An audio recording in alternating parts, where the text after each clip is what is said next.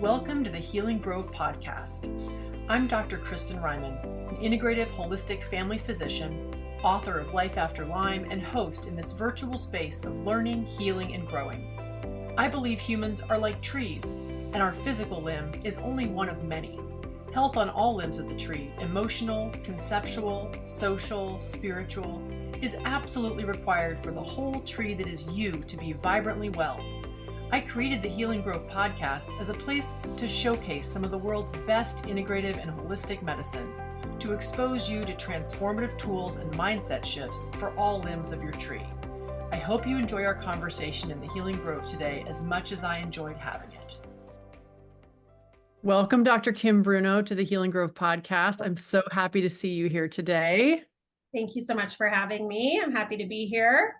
Awesome. So let me do a quick introduction and tell a little bit about how we met, and then we'll get right into it because I know you have some helpful tools and mnemonics actually for us. Yes. Right. All right. So everyone, this is Dr. Kim Bruno, my friend. She's a doctor of chiropractor who received her doctorate from National University of Health Sciences in Chicago. She then successfully completed the certified clinical nutritionist board exam.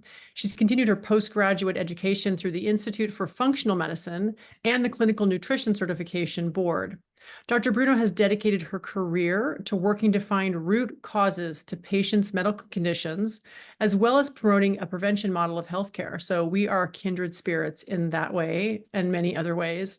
Dr. Bruno is also currently the clinical director of outreach and senior medical science liaison for Vibrant Wellness Lab, which is one of the labs I use frequently when I'm looking for complex mystery illness root causes. She works to educate providers on the use of functional medicine labs for treating complex patients in that role. Prior to working at Vibrant, she owned a private practice for 17 years and worked together with a variety of healthcare providers in multidisciplinary practices, and was functional medical director at the largest immunology clinic in Colorado. I didn't know that. Which one was that? It's called Immuno-E. We had 5 locations throughout Colorado. Amazing. Yeah. You're a Colorado native, right? You enjoy hiking, paddleboarding, as all Colorado natives should and must. Right. And It's find required. joy in spending time outside in nature with her husband and 2 daughters. Yeah. So I met you through Vibrant, actually. That's where I first came in contact with your work and your heart and your kindness and your generous teaching soul. You've really been an amazing support to me, Kim, as I've been learning how to navigate all the offerings at Vibrant, and also just the, even the complexity of what comes back from those labs. So I just want to thank you publicly. Well, thank you. Thank you so much for saying that. Yeah, I really love to teach, and because I feel like there's a ripple effect, right? When you teach the providers who help the patients, like there's this ripple effect that continues to go out. So it's wonderful. Yeah, totally.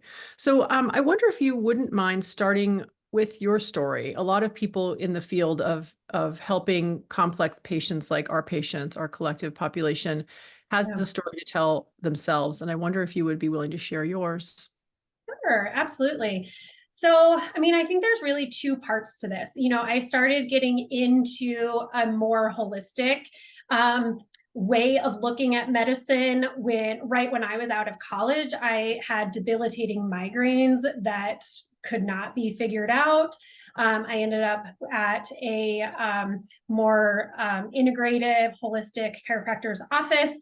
And they were really the only person who could help me through, various different neurologists and ER visits and everything else. Like, this person actually helped to get to that root cause. And that's what got me into just exploring a more integrative or holistic medicine in the first place. Because even though I grew up in Boulder, which is a very, very hippie place to grow up, we were very traditional, medically minded family. And so that was my first kind of step into a more holistic view. And originally, after I got out of school, I was doing kind of what I would consider standard clinical nutrition, functional medicine work, right? Food sensitivities, gut work, weight loss, a little bit of hormones, some pretty, just kind of the standard run of the mill.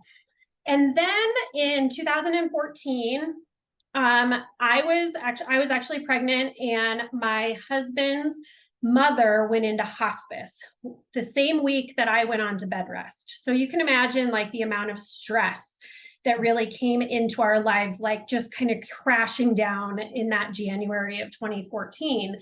And he was flying back and forth to Connecticut from Colorado, trying to figure out, should I be with my mom? Should I be with my wife? She's about to have a baby. She's about to pass away. There's a lot going on. And after we had the baby and his mom passed within the same week, actually, of me having Avery, it was almost like my husband's health kind of dropped off a cliff, right? All of a sudden, he almost couldn't function. And he was a elite level triathlete and mountain biker and skier. He did like junior Olympic ski racing. So he was like a really active person. And all of a sudden he could barely get out of bed. He was having horrible night sweats. He just couldn't function. And he came to me one day during my maternity leave and he was like, I need you to run some blood work on me. Like, can you just draw my blood? I need these things tested. And he said, I want you to test me for Lyme disease. And I actually laughed. I was like, I'm not testing you for Lyme disease. I said, first of all, I told him, and this is funny that I even say this. I said, first of all, Lyme is not in Colorado, right? As I roll my eyes here, I'm like, oh my gosh. And I said, and even if it came back positive, I said, I don't know what would I do with that? Like, I don't know what to do with that. And he said, listen, I grew up in Connecticut. I've had tons of tick bites. He goes, I really feel like you need to test me. And I said, okay.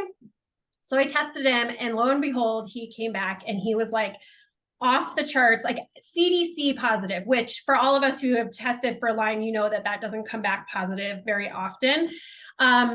And that was really my deep end dive into very chronic, complex illnesses. Because before that, I was treating just, your run of the mill functional medicine practice. And I did not treat him because, again, I did not know what to do at that time, but I sent him to a colleague of mine and I said, can I learn what to do while you treat him? And she said, fine. And I just kind of jumped in, and that was our path onto my introduction into Lyme, which I also feel like once you start opening that door, then you start learning about everything else, right? Then you start learning about mold, and then you start learning about other, reactive viruses. And then you start learning about how the interaction and how it plays with the mitochondria and the brain effects and the cardiovascular effects. And I mean, all of a sudden Pandora's box has been completely opened. And from that point on, the one super complex patient that I would have come into my office every couple months who I would, not want to see, all of a sudden turned into my entire practice was the complex patients, and trying just to figure out what are the pieces of their puzzle and how do we put this all together. And that's how I started working at the immunology office too, because they started seeing that their patients who were coming in for IVIG, they needed functional medicine care. You don't just give them IVIG, like they had to have all of this. They needed to have the full gamut of testing, and they needed to be able to be looked at of like, why is their immune system not functioning? Right? What were the hits that the immune system took along the way? What was the susceptibility that they had that made it so we got to this point? And so that's really my journey along there of how I got into this. It was never my intention to be treating chronic complex patients at all, but here I am. Wow. I mean, that story, there's so many moments. Like the moment of like, wow, I was one of the doctors who was gaslighting patients, and it was my husband. Exactly. And it demonstrates the incredible humility you have, and I think people who end up treating these patients have to have that humility, because they teach us things every day, and you just you don't know the answer for any given patient until you've walked the path and can look back and say, okay, these are the pieces that I think got this person well, right? Mm-hmm. But there's no recipe. There's no one way. There's no protocol. Yeah. Yeah, that's an incredible story. I think a lot of doctors and practitioners of all stripes who treat these infections would probably say the same. This is not what I set out to be. Like I used to say, I didn't set out to be a crazy Lyme doctor. like, which is what we called them in medical school. Like, that's what I was trained that people like me were, right? And people Right. do crazy Lyme doctors. And yeah, it's crazy that Lyme isn't taught properly, is what I would say. Absolutely. Yeah, it's really unfortunate. So we're going to get into some of the tests that you order and all that. I'm assuming that's part of the flight acronym, Yeah, yeah? actually, yeah, absolutely. There's testing throughout all of it. Even yeah, we'll dive into it. And I kind of developed this acronym because there isn't a protocol and because patients jump in at different parts of the acronym. So even though we have flight, it's not that you always start with F and work your way through L and then I. Like we have to listen to the history and we have to decide, do we jump in at I, which is the infections, or do we need to jump in at G because their gut's messed up first, or where else do we need to go? But we just need to make sure that we check all the boxes.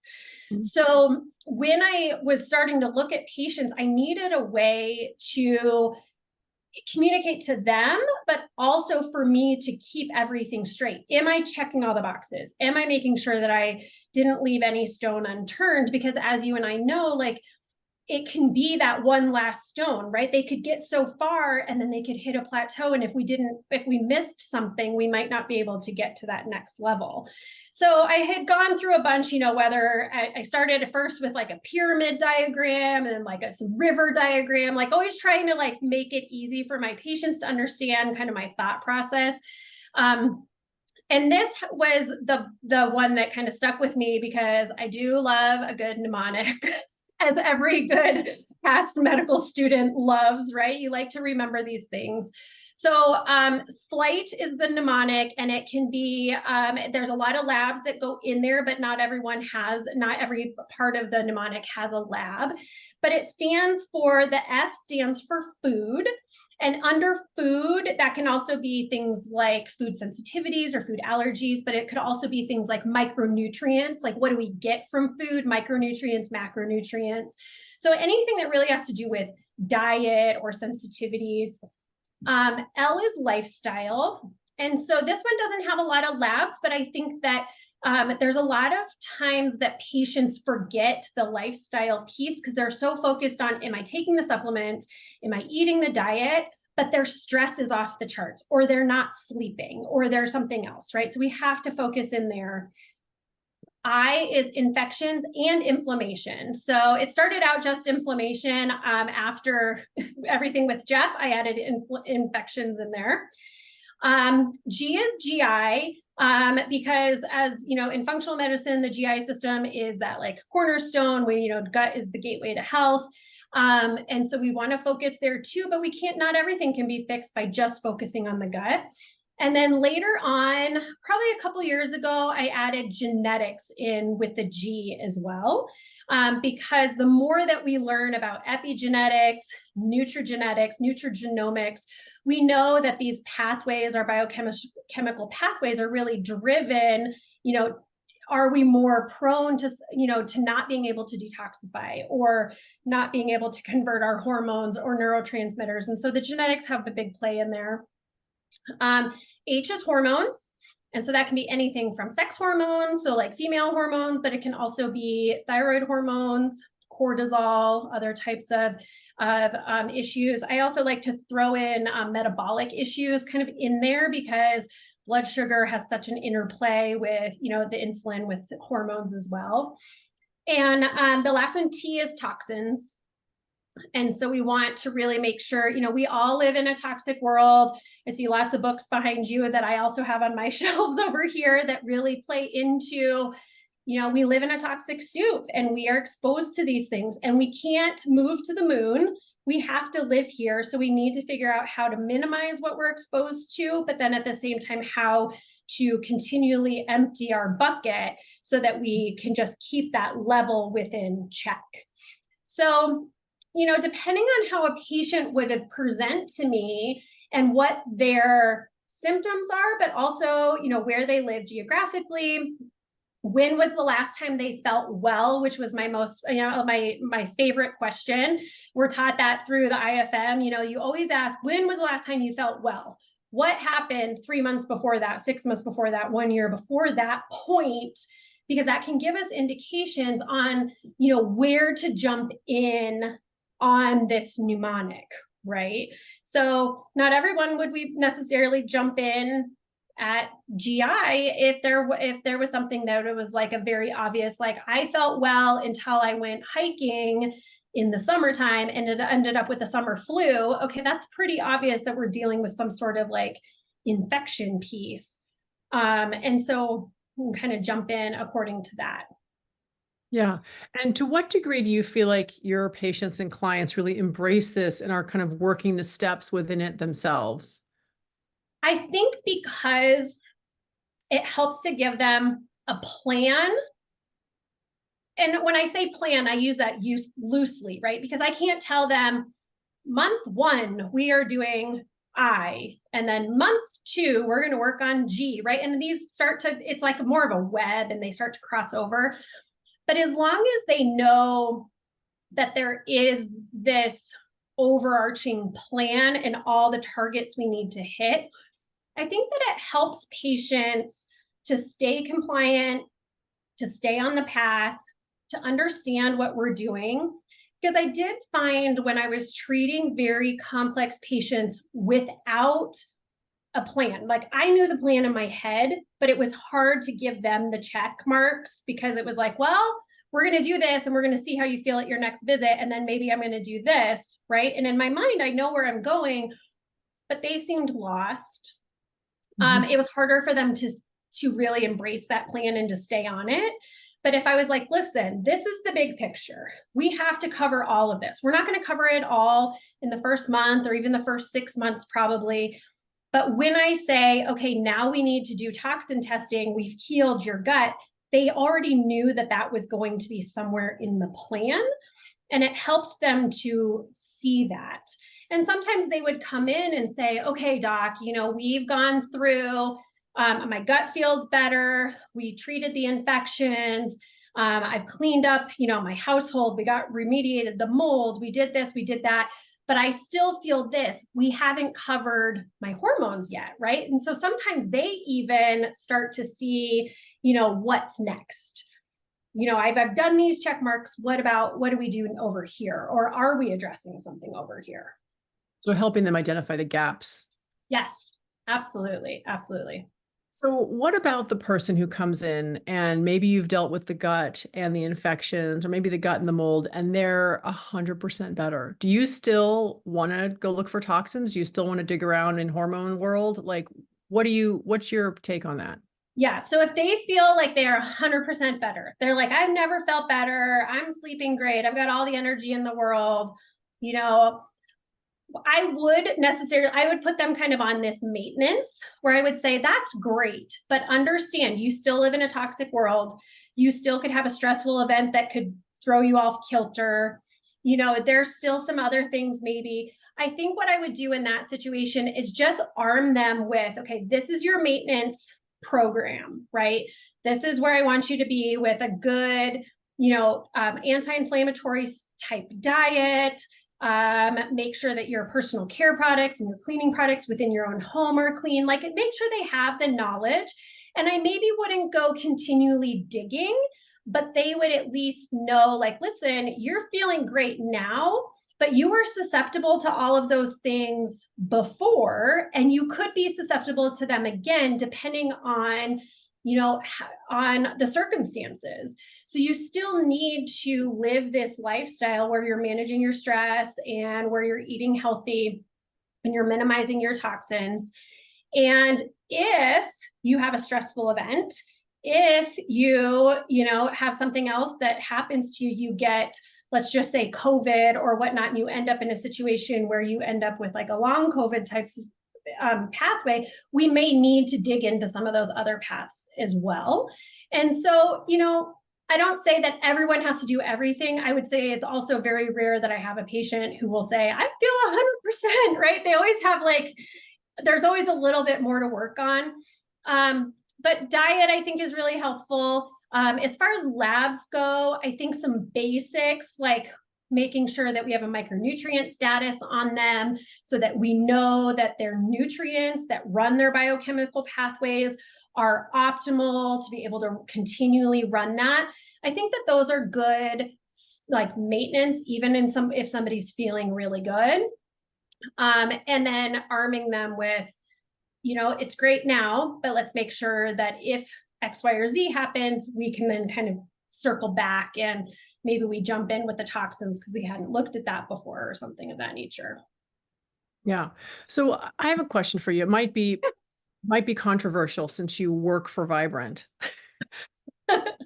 You do your job without testing?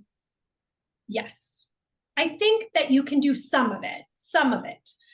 I do think so. Tests are obviously very important. They help us as providers to really hone in on the nitty gritty.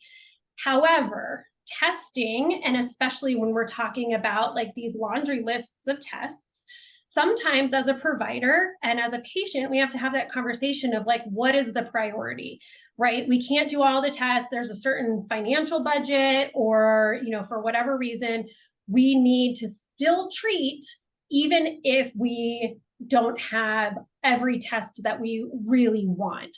So in that sense, I would prioritize based on their history and say, okay, we maybe don't need to go and do your gut testing right now because I know your gut is a mess. So I'm going to put you on a 5-hour gut protocol. I'm going to make sure that I'm replacing and repopulating and repairing kind of just in a general fashion. I do need, we need to identify the infection. So maybe I'm going to do some testing on that. Maybe we don't need to identify the exact toxins because I know that you live where you live and what you've been exposed to. So now let's just work on, all those phases of detox. So I think it can be done. Of course, with testing, it can be done in a much more kind of laser focused way. But I think that just because you can't do testing for whatever reason doesn't mean you can't treat. I think that's where that art of being a provider and listening to our patients is so important too. Sometimes with testing, I'm using it to confirm what I already think is going on, right? You listen to the history, you take this 2-hour history, because the more complex patients you see, you realize that you have to sit with them for, an hour and a half to 2 hours to get all the nitty gritty. And at the end of that, I already in my mind have an idea of what I'm dealing with. And then you can do testing for confirmatory. So I do think there can be a lot can be done. And then obviously, if testing is available and financially, if that is something that the patient can afford, then I would want to do it to make sure that we just stay on that path in a much more laser focused way. And does that include follow-up testing? Like you're doing testing at the outset, you're treating, and then you're retesting? Yeah, I think depending on the test, right? So some things I definitely want to see if they have improved, right? If I'm doing micronutrients and we repleted, I want to make sure that we've actually moved the needle. If we retest and then they're still not coming up, then there's probably a genetic reason for that or some other conversion issue. So it's like things like micronutrients, I do like to retest. Gut testing, if there is an obvious pathogen, a parasite, some sort of bacteria, pathogenic bacteria, I do want to retest to make sure that we've eradicated it. If we're dealing with just like, an inflamed gut with some dysbiosis, I may not retest after a protocol because I can go off of symptoms and get a pretty good feel on how they're improving. And maybe I will say, okay, instead of retesting for the gut, let's go ahead and do either a different kind of testing or move on to another section within our flight acronym. So mold testing, I like to retest because I want to make sure that like we've gotten that out of there through the protocol. But sometimes with, some of the, like obviously genetics, we don't need to retest. Food sensitivities, I don't ever retest food sensitivities. I'll do them once, do a reintroduction. The reintroduction is kind of the real life retest rather than retesting blood wise. Yeah. Yeah. To us, I want to hear what your thoughts are about the Lyme test, because that's probably the one I order the most through Yeah. Vibrant. And at the recent ILADS conference, you and I were talking about how there's a lot of people, practitioners who are like super cranky about Vibrant's Lyme test. And I think because it's so sensitive, and it's more Yeah. sensitive than the things that are considered the gold standard or, the typical what Lyme doctors order.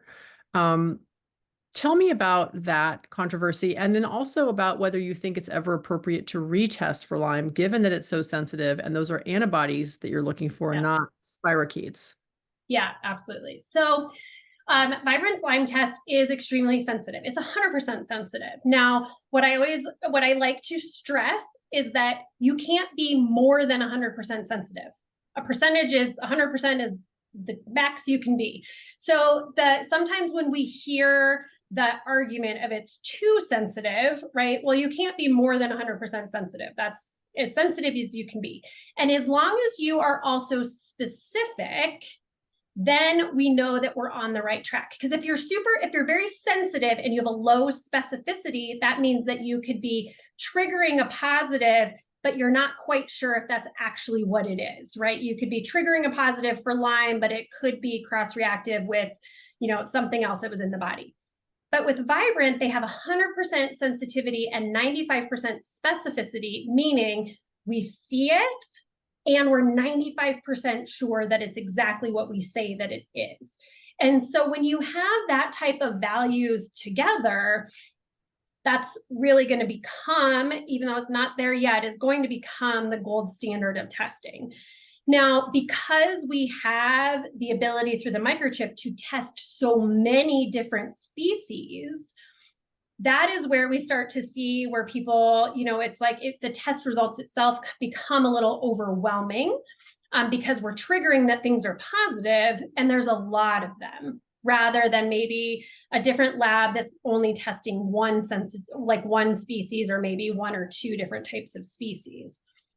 So maybe they're missing some things that are falling through the cracks. So that helps to bring us that high level of sensitivity and specificity. As a provider, I love that because I know that patients are not falling through the cracks. Because other types of Lyme testing, if you're only testing for Borrelia burgdorferi, but they happen to have Miyamoti or Afzelii, right? You're going to get a negative, but they could still be positive. So it's helpful that we are testing for 17 different strains of just the Borrelia species. And then also the co-infections and everything else. So I would say, as far as from a controversy perspective, we're the new kids on the block. We have a new technology. We are out there actively doing research. We've been published in Nature. We just had a new white paper that came out in October that is researchers across the world, Poland, Germany, throughout Asia. We have 21 different researchers who are all top of their field with those specific species, whether it's a Borrelia species or a co-infection species or an opportunistic infection. And they all came together to write one paper showing the sensitivity and specificity within the microchip. So that's extremely important. That was also submitted to Journal of Nature. It's under peer review right now. So we don't know when that's going to come out in true publication, but we have the white paper for that to show with all the data. And so I think the tide is turning, or the ship is turning with anything in labs or technology in general. It's like it's like turning an ocean liner, right? Like it has to slow down and then it's got to turn and then it's got to catch up speed and the other way. And I think we're really in that kind of like turning stage where people are starting to be like, what are you doing over there? How is this looking? Now, we are still testing. This is all done on antibodies. So the issue with testing antibodies is like you are testing your immune system's response to an organism that can hijack the immune system. So there's going to be a lot of gray area in there as well. So even though, we have such high levels of sensitivity and specificity, the provider still has to take that indirect test, right? It's an immune system response, antibody test, and they have to apply it to the patient's picture and history and exposures and symptom profile to then decide, is this IgG just a past exposure, or is this IgG something that is contributing to their picture, and that type of thing. We test both IgMs and IgGs. So as far as retesting, if you have somebody with a lot of IgMs, whether it's a new exposure, a persistent IgM, you would want to treat and then retest, because you want to make sure that they have converted, they've seroconverted into those IgGs. So that would be where you would want to retest and say, okay, we had somebody with an active infection, their IgMs, their body was sending in the Marines. We treated. Now we have IgGs, but their symptoms are cleared. Now this is more of a memory cell. So even though we're populating this kind of yellow or red over an IgG, we knew it came from an IgM. So that would be an instance where you would really want to retest. If you're dealing with somebody who maybe doesn't have any IgMs and they're a chronic patient and they just have IgGs, you know, I use that on a case-by-case basis. Am I going to retest or not? Because ultimately, like, they may always have IgGs, right? Because they're memory cells. We know their immune system has seen that spirochete before, that pathogen before. So how much value is it going to give us and the patient to retest at that point, or should we just go off of the clinical picture? And that really becomes a case-by-case basis. Some patients really want to see it, right? They really want to see those values. In that situation, I will definitely talk to them ahead of time that, we're expecting a 10 to 20% decrease in your IgGs with a clearance of symptoms. So in our reference ranges, right? So like if you had somebody who was in the red, which is between 20 and 30, and they were at a 24, and their symptoms cleared, but now they're sitting at a 19, which still populates as a yellow, we can say that that's gone into remission, that's not contributing, even though they're sitting at a 19 because they had a clearance of symptoms. So we just need to talk to them that, like, the goal is not necessarily an entirely green test, because you're always going to have those memory cells there, or for a long period of time you will. And as long as the patient understands that ahead of time, I think that's helpful, and then we can do some retesting there too. Yeah, I mean, it's a little bit confusing for me still, because when I think about 100% sensitivity and the fact that it is not a direct test, there are people for whom they're not going to mount a response until their immune system comes back online. So how are you understanding the 100% in light of the fact that some people just can't functionally mount any IgG or IgM until they... Okay, and that's a great question. That falls into that gray area, right? So an indirect test, if you have somebody who their immune system has been so compromised because of the infectious load that they are not mounting an immune system response, then they may populate in a green test. So the sensitivity is, 100% of the time, if it's there, if it's a known positive sample that the lab had, and they had blinded and unblinded samples, then they picked it up. So if you have somebody who has immune compromise, you're right, it may not pick it up, because that's part of that gray area. Now, what I will say about that is you also have to test the immune system. So you can do a total immunoglobulins, you can look at the immune system, and if they're low in their total IgGs, then you can either, look at that as their total pool they can pull from as compared to their test results. And you can look and say, okay, if 10 is the cutoff, or 10.1 is the cutoff from a green to a yellow, and they have a low total IgG and a lot of their values are populating in at 9.9, right? That may be more significant for that patient. That also could be a situation where you do want to retest, where you say, okay, they come back with this all green test. We know their immune system's not working real well. We treat their immune system. We, come in and maybe shake the apple tree a little bit and aggravate some stuff. And then maybe we retest and see what their antibodies do. And then we're going to see if they're responding. But yeah, if somebody's not responding, if they are immune compromised, it's not that the test is going to pick up what their body is doing. Yeah. So it's 100% sensitive at picking up whether they're making antibodies, Correct. Yes. not whether there's Lyme or whether there's immune compromise, unless you're also doing the The IgG. total immunoglobulins. Yeah, exactly. Exactly. Yeah.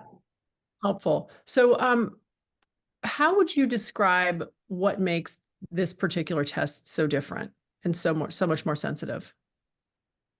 Well, it comes down to the technology. So the technology is utilizing a microchip and using something called chemiluminescence, which instead of a chromo detection, so your standard ELISA testing, which is what your LabCorps and Quests have been using since the 1970s, is an old technology, right? I mean, nothing in technology, think about like the computers, right? From 1970, we would never walk around with this room full of computers anymore. Like we have like this computer, right? It's like in our hand. So it's like, just think about that same idea is that, the ELISA technology is a very old technology. It's really big. It takes, they only can test a certain number of proteins in these little wells. And they use, when the antigen and the antibody bind, they use something called chromo detection, which is an emission of light, but it's less sensitive. It's only about 60% sensitive. So that means 40% of the time they're missing it. So then you fast forward, and the microchip actually was developed in conjunction with Nikon, the camera company. And that's why we're in Silicon Valley. We're a technology company, but they figured out how to utilize this protein and peptide microarray for medical purposes. And so when you test on a microchip and you utilize something called chemiluminescence, it increases, so you're still using an antigen antibody binding, but on the microchip, the emission of light increases the sensitivity. And the specificity remains this so high because you're utilizing different, within the microchip, you're only testing one thing. So for instance, like maybe with a Western blot, with a Western blot, you're separating out based on like molecular weight, but there can be crossovers, different things weigh somewhat similar, right? So like certain bands for Lyme weigh almost the same as like Epstein-Barr virus. And so there can be a lot of crossover. But on the microchip, they separate out those proteins and peptides and recombinant antigens before they put them on the microchip. So if there's a binding of light, if there's that chemiluminescence emission, it can only be that particular band or that particular species. It can't be anything else because nothing else is on that chip. And so that's where we can increase that sensitivity and maintain the specificity. It's really within the technology and the methodology. Cool. That's the most clear explanation of the testing technology that you use that I've ever heard. So thank you. Thank you. I'll be able to replicate that to others. That's awesome. What's the one Vibrant test you can't live without? Oh, goodness. One test I can't live without. It's so hard because we do so many tests, right? And then I think about the flight acronym and I'm like, well, it depends on where the patient comes into my flight acronym. I would say the one that I probably cannot live without, I would say would be the gut zoomer. I think that there's so much information, and that's not to say that, every patient has to have a gut zoomer, per our conversation earlier. Can I do my testing or do my treatment without it? Yes, but I get so much information from it, and I get such an amazing laser targeted roadmap to create exactly what they need to do to get them better faster. Definitely the most comprehensive gut test that's on the market. It covers the most number of pathogens, the most number of inflammatory markers. The reason why I love that is, I know the gut's inflamed. You walk in and you tell me you have chronic diarrhea and your gut hurts. Okay, your gut's inflamed. But why is it inflamed, right? Is it inflamed because you have a food sensitivity? Is it inflamed because you have a parasite? Is it inflamed because you have mycotoxin exposure? Is it inflamed because, for a variety of other reasons? And when we have this inflammatory panel, that tests more than just calprotectin. So calprotectin is just one marker that says, yes, the gut's inflamed. Well, I could have already told you that just by talking to the patient, right? But if I look at the calprotectin and the eosinophil protein X and then MMP9 and all these other inflammatory markers, I like to explain to my patients, it's like, if I know why the car broke down, I can fix it faster and more efficiently than just knowing that the car broke down. So it helps to give me that more targeted of, okay, your gut's inflamed, but I need to look more at mycotoxins and not necessarily put you on a parasite cleanse, right? Because you don't have, that's not what you need. So I think that really helps to give me some really good ideas of what's going on. It has some fecal gliadin on there. So if we really need to show patients why they shouldn't be doing gluten, that usually populates in. It's got zonulin on there. So we look at intestinal permeability. So I think that's probably the one that, I think gets a lot of the check marks there. Awesome. Tell us a little bit more about, and it's really tell my people, because I get in conversations all the time with my people about gluten. Yes. Tell us why this is no longer a species appropriate food, if you believe that. And if you don't, I'm happy to get into a conversation about that. But what are your thoughts about gluten? Yeah, so I agree. I think that it is not something that we should be consuming as it is right now in the United States. I'll kind of preface that, right? I think there are, you always hear those stories from patients and wherever, like, I went to Italy and I could eat all the gluten in the world and I didn't get sick, right? It's different.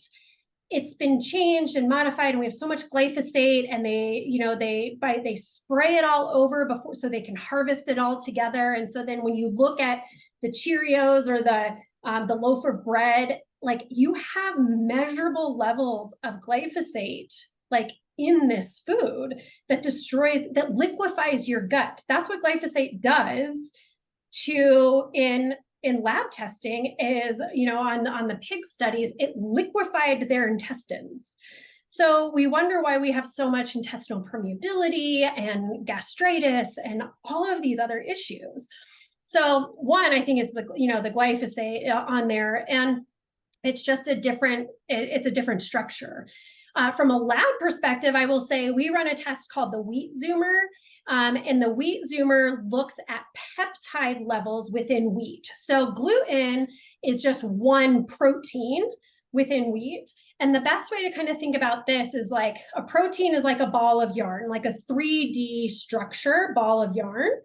And so somebody could have a food sensitivity test for gluten and maybe it comes back negative and they're like, see, I don't have to I can eat all the gluten I want, but they still don't feel well. But if you take that ball of yarn and you stretch it out into the actual yarn, they could be sensitive to these peptides that are on the inside, and that could still be triggering their autoimmune condition, their inflammation, all of that. And so when we test at that peptide level, we can really see how many patients are truly sensitive. And I will tell you, I've been, running wheat zoomers for almost 5 years now. And I've been consulting on them through the lab for the last 2.5 years, which means I've seen probably 1,000 a year for the last 2.5 years. Everybody has some level of sensitivity at a peptide level. So the more that I see that coming through, you just have to think, if that's the people who are being tested, shouldn't we all just not eat this, right? Because not everyone's being tested. So like, people are having reactions at these peptide levels for probably a various different reasons. Yes, it's been modified. Yes, the pesticides. Yes, our guts are all inflamed and everything else. But the more that I see that, the more that I just think that it should not be something that should be consumed. Yeah. We're on exactly the same page with that. And it's a hard pill to swallow for people, but I think when people get to a certain place in their discomfort with symptoms or their lack of vitality or their brain fog or their joint pain or their inability to do the things they love, people are remarkably able to bust a move and do something new that is difficult. Right. Absolutely. And they have to think like, is this role worth this symptom, right? And they start to see the connection. The people who see it the most, and I'm sure you saw this in patients too, is not so much my teenagers and maybe not so much like the little kids, but like the kids right around like 8 to 10 to 12. They know they feel bad. And at first they don't want to give up their whatever, macaroni and cheese or noodles, their bread or whatnot. But then we work on it. Then they start to feel better. And then the mom says, well, but little Johnny is going to a birthday party, and, just be so much easier if he could just have a cupcake. And I would see Johnny sitting in that seat and he would be like, I don't want to have a cupcake, Mom. I don't want to feel that bad, right? Like they make these connections. Yeah. And I love that, because then they're almost telling their parents, like, that cupcake is not worth how bad I was feeling. And they become their like best advocate to their own care. And so as long, I love seeing that, because they're in a very more kind of like simple way, right? Because they're not dealing with all the other stress that sometimes adults are, where it gets confused of, was it the cupcake that gave me the migraine, or was it my stressful meeting or whatever? These kids very much can see, if I eat that, I'm going to feel this. And I don't want that. And then you're like, my and job. I'm like, and we're good. Yeah, it is powerful. And a lot of parents hearing this can't imagine that. They can't imagine that their kid would stop clamoring for, or, happily eating the things that they've always eaten until they take them off. That's why I love elimination diets so much, is because it changes your experience of your body and your energy level, and you don't want to go back. Like, you don't want to go back. Why would I go back? Yeah, absolutely. Absolutely. Yeah.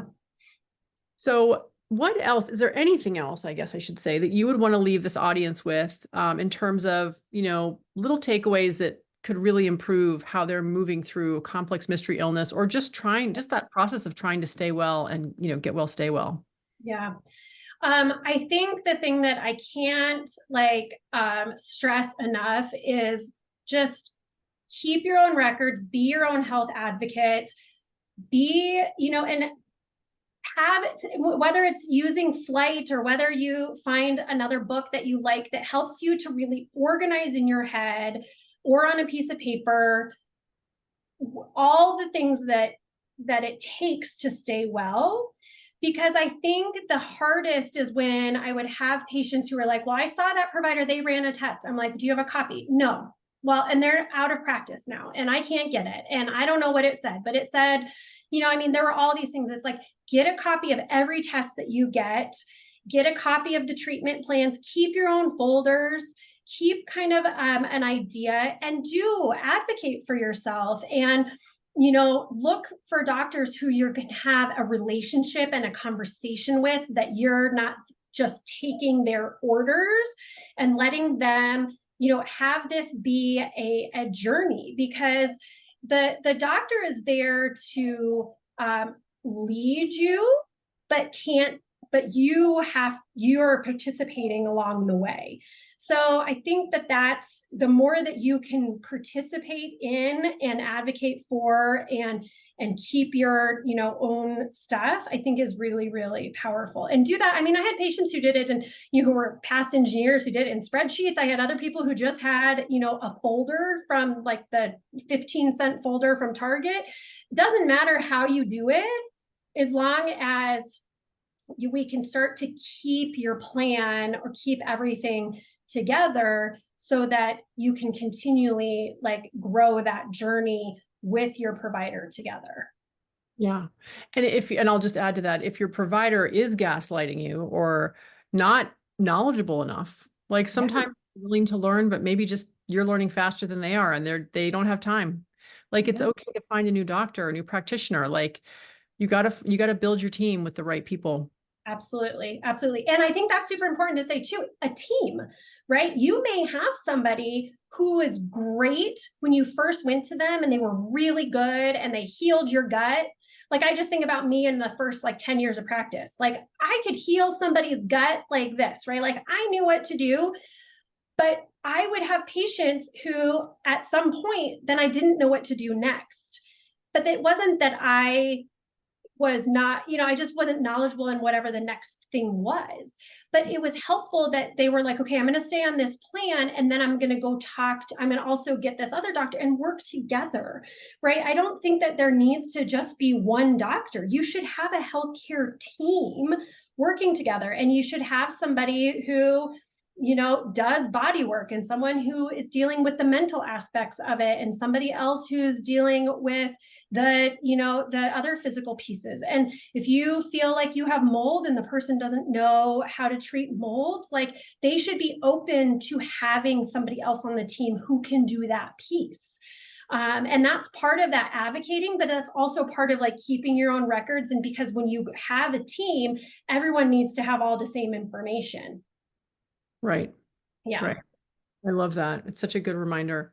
Well, thank you so much, Dr. Kim Bruno. You've been fabulous. And I really appreciate your sharing this helpful mnemonic and just overall kind of roadmap.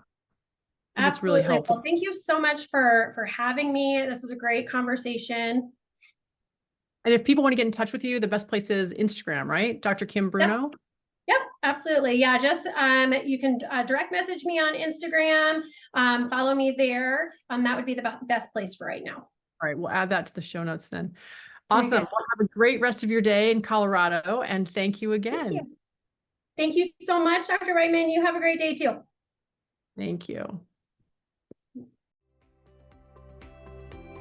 I hope you enjoyed this episode of the Healing Grove podcast. If you liked it, please be sure to like and subscribe. And if you want to deepen your experience further, consider grabbing a copy of the Healing Grove Playbook. With journal prompts for this podcast and 41 others, it's the perfect place to record your learnings, keep track of the tools you explore, and reflect on your own experience.